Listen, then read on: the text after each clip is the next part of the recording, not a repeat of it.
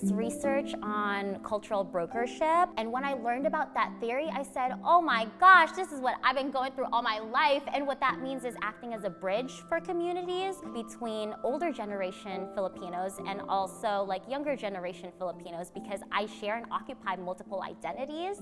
I think it's the hands-on nature of it. I sort of like a mix between the two, sort of the theoretical aspect but also the very practical aspect.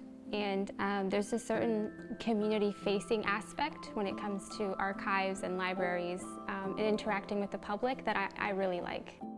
What I was really interested in is having a literacy in what these technologies mean for people. So maybe whereas before I was just trying to make data intelligible, now I'm trying to make this process of using data intelligible and legible to people.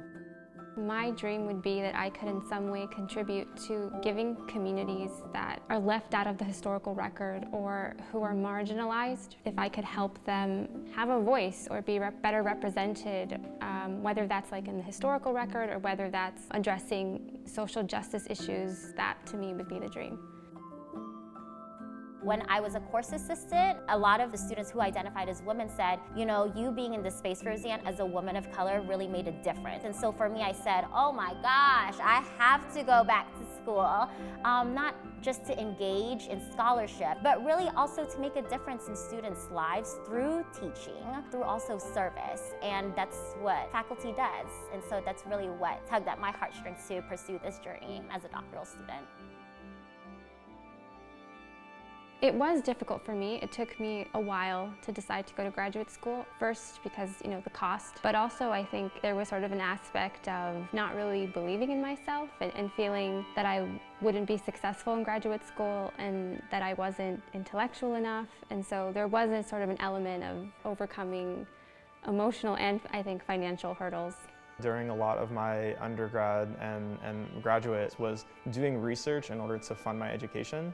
And that was definitely like a great opportunity to have. But at the same time, while I was doing that, I was always trying to free up space to be able to work on the kind of things that I believed in. So really having funding that is basically like devoted to you is like essential for making it so that you can actually do things that you want to do and also feel like you have kind of the appreciation of your work to be able to do those things.